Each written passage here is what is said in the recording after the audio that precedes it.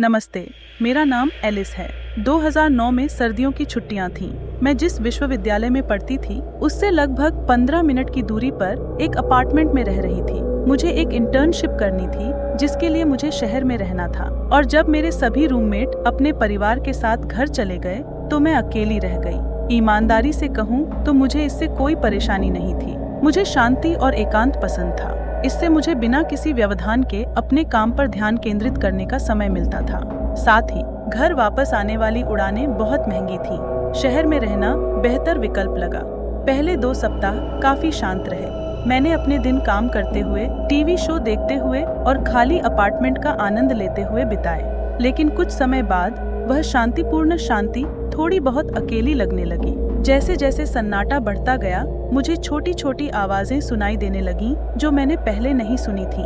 पुराने पाइपों की चरमराहट, हीटर की हल्की गुनगुनाहट और खिड़कियों पर हवा की कभी कभार दस्तक। सब कुछ सामान्य लग रहा था, लेकिन फिर ऐसा नहीं रहा। सेमेस्टर की शुरुआत में मेरे दोस्तों और मेरी मुलाकात एक लड़के से हुई जो हमारे सामने वाली बिल्डिंग में रहता था। उसका नाम रयान था। पहले तो हम उसके बारे में ज्यादा नहीं सोचते थे, लेकिन हमेशा उसके बारे में कुछ न कुछ अजीब-ओ-गरीब बातें होती थी। जब भी हम पार्किंग की तरफ जा रहे होते या अपने अपार्टमेंट की बिल्डिंग के बाहर सीढ़ियों पर खड़े होते, तो वह हमसे बात करने के लिए हमेशा आगे आता। वह हमेशा बातचीत शुरू करने के लिए थोड़ा ज्यादा ही उत्सुक रहता था। एक बार जब हम सब बात कर रहे थे, उसने घबराहट में मेरा फोन नंबर मांगा। मुझे उसे फोन नंबर देना ठीक नहीं लगा, इसलिए मैंने उसे अपना इंस्टाग्राम हैंडल दे दिया। यह सुरक्षित विकल्प लगा। यह निर्णय मुझे परेशान करने वाला था। पहले तो उसके संदेश हानिरहित थे। वह मुझे बीच बीच में मैसेज करता था, यह पूछते हुए कि सब कुछ कैसा चल रहा है या मैं उस दिन कैंपस में रहूंगी या नहीं। हानिरहित, लेकिन फिर भी अजीब लगता था। उसके अति परिचित लहजे में कुछ ऐसा था जो मुझे असहज कर रहा था। फिर संदेश अजीब होते गए। उसने मुझे मेरे अपार्टमेंट की तस्वीरें भेजी, सड़क के उस पार से ली गई तस्वीरें, जैसे कि तुम्हें घर जल्दी आते देखा या आज रात तुम्हारी लाइटें अच्छी लग रही हैं। तभी मुझे लगा कि मैंने उसे अपना इंस्टाग्राम देना ही भूल कर दी। वह मुझे देख रहा था, लेकिन मैंने उसे अनदेखा कर दिया, यह सोचकर कि शायद वह अजीब असहज तरीके से दोस्ताना व्यवहार करने की कोशिश कर रहा था। एक दिन उसने बिल्डिंग के बाहर खड़ी मेरी कार की तस्वीर ली और मुझे यह संदेश भेज दिया, क्या तुम घर पर अकेली हो?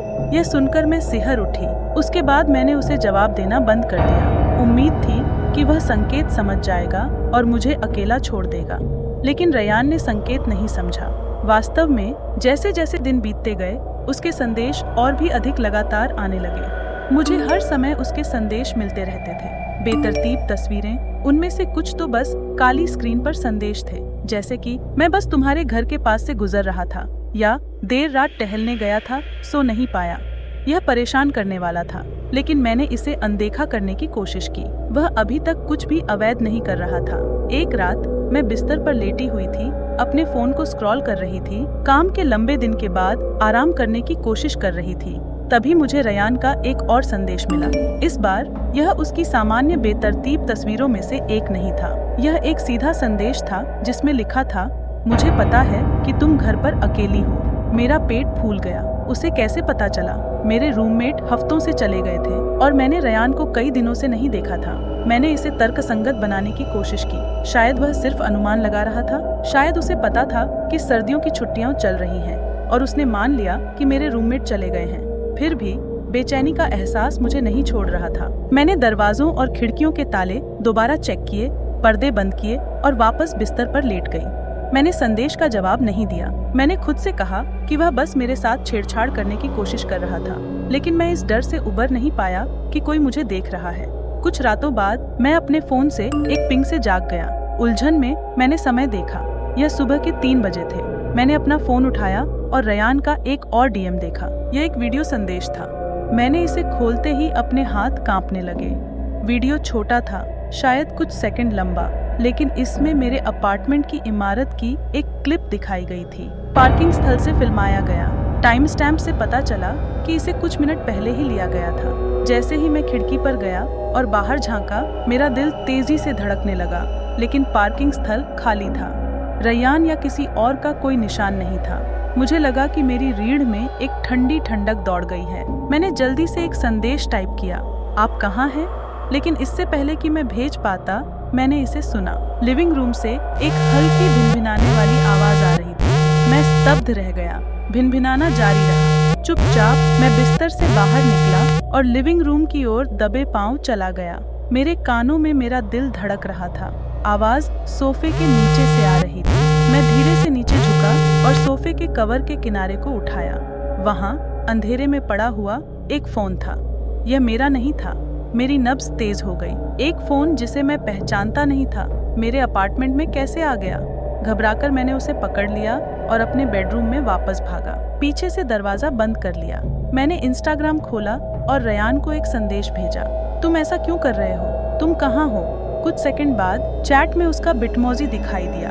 वह टाइप कर रहा था। उसके जवाब का इंतजार करते हुए मेरा पेट ऐंठने लगा, लेकिन फिर वह रुक गया। कोई जवाब नहीं। अचानक एक और संदेश आया। यह सिर्फ एक शब्द था, देखो। इसके साथ मेरे बेडरूम के दरवाजे की तस्वीर लगी थी। मेरे बेडरूम का दरवाजा, दालान से। मेरी सांस गले में अटक गई। मैंने फोन गिरा दिया। इतना डर गया कि हिल भी नहीं सका। मैं वहीं जम गई जैसे दरवाजे का हैंडल धीरे धीरे घूमने लगा हो। मेरा दिल ऐसा लग रहा था जैसे कि मेरी छाती से बाहर निकल जाएगा। मैं दीवार से सट गई। पास में रखे एक लैंप को पकड़कर खुद को बचाने के लिए तैयार हो गई। दरवाजा चरमराया और वह वहां था। रयान दरवाजे पर खड़ा, उसकी आंखें चौड़ी और बिना पलक झपकाए। तुमने मुझे जवाब क्यों नहीं दिया? उसने फुसफुसाते हुए करीब आते हुए कहा। मैंने चिल्लाते हुए अपनी पूरी ताकत से लैंप को उस पर फेंका। वह झुका, लेकिन लैंप दीवार से टकराकर टूट गया, जिससे मुझे उसके आगे भागने के लिए बस इतना समय मिल गया। मैं सीढ़ियों से नीचे भागी।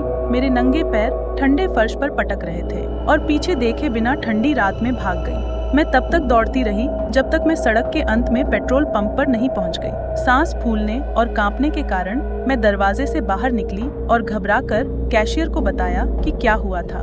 उसने मेरे लिए पुलिस को बुलाया। वे जल्दी से आ गए, लेकिन जब तक वे मेरे अपार्टमेंट में पहुंचे, रयान गायब हो चुका था। उन्होंने जगह की तलाशी ली और उसका फोन ढूंढ निकाला। वह सोफे के नीचे छिपा हुआ था, जहां मैंने उसे पाया था, लेकिन रयान गायब हो चुका था। अगले कुछ हफ्तों तक मैं खुद को उस अपार्टमेंट में अकेले रहने के लिए तैयार नहीं कर पाई। मैं अपनी एक दोस्त के घर रुक गई। उस जगह पर लौटने से बहुत डर रही थी, जहां रयान ने मेरी निजी जिंदगी में घुसपैठ की थी। जब मेरी रूममेट्स ब्रेक के बाद वापस आईं, तो हम सब ने जल्द से जल्द वहां से शिफ्ट होने का फैसला किया। हमने लीज तोड़ दी और शहर के दूसरी ओर एक नया अपार्टमेंट ढूंढ लिया। मैंने रयान को फिर कभी नहीं देखा और मुझे नहीं पता उस रात के बाद उसका क्या हुआ। मैंने अपना इंस्टाग्राम अकाउंट डिलीट कर दिया, इस डर से कि वह अभी भी कहीं छुपा हो सकता है। लेकिन उसे मेरे बेडरूम में खड़ा मुझे घूरते हुए देखने की याद कभी नहीं मिट पाई। यहाँ तक कि आज भी मैं अकेले रहते हुए सुरक्षित महसूस करने के लिए संघर्ष करती हूँ। कभी कभी मैं आधी रात को जाग जाती हूँ, इस यकीन के साथ कि मैंने दरवाजे के हैंडल के धीरे से घूमने की आवाज सुनी है, और सोचती हूँ क्या रयान वापस आएगा।